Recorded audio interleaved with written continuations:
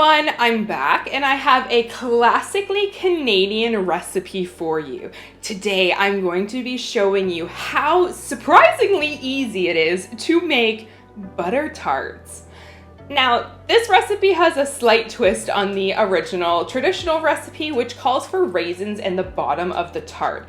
However, I'm not a huge fan of raisins, so let's try ours out with pecans instead. I love the crunch, it's so good.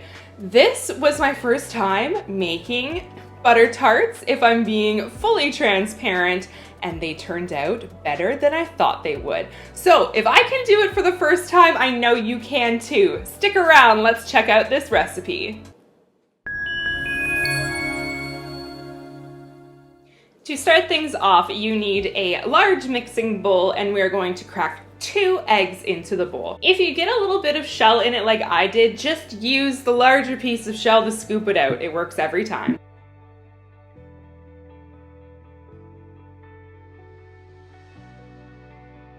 Next, let's add 3/4 of a cup of packed brown sugar. Make sure you pack this really tight. Add that to your eggs and stir really well, breaking up any clumps of sugar.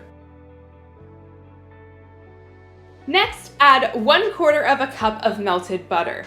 Here's a little tip. Melt your butter at the very beginning of the process. You want the butter to cool off a little bit, so when you add it to your eggs, it doesn't cook the eggs. We don't want scrambled eggs here. That would be pretty gross. Follow that up with 1 teaspoon of vanilla extract and 1/4 teaspoon of salt to taste, and give it all a good stir. Now here is the magic. We are going to add in 1/4 cup of a light corn syrup.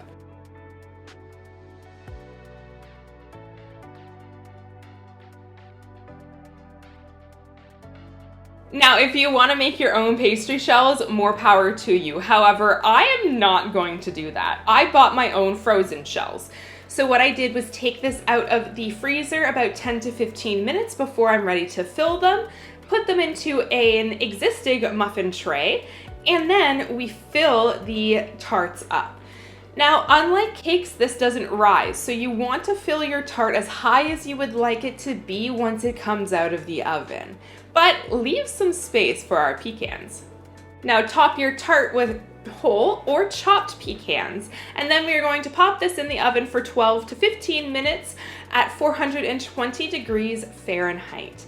Now I did put mine in for 12 minutes, and then I spun the tray around backwards, put it back in for the last 3 minutes just to make sure that everything was nice and golden throughout the entire tray. Okay, I know this part is hard, but you need to take them out of the oven and let them cool entirely. If you want, I would suggest you can top a warm tart with a scoop of vanilla ice cream or a little bit of whipped cream or whipped topping. This would make it taste super delicious, but I'm gonna cut into one here and let's take a look at this ooey gooey cross section.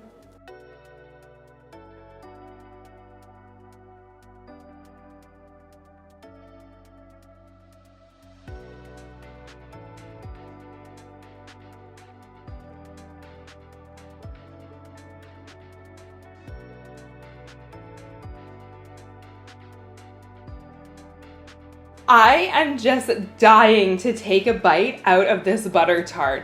Though, I will warn you, you might want to have a paper towel on hand or aim your bite over top of the metal tray because a little bit of the syrup does seep out. But if you ask me, that's the best part because then you can just scoop up all of that syrupy goodness with the crust of this tart. Now, before I make a fool of myself eating this messy tart on camera, I will go ahead and say goodbye. Until next time, take care and try not to get a sugar rush from eating too many of these. Bye!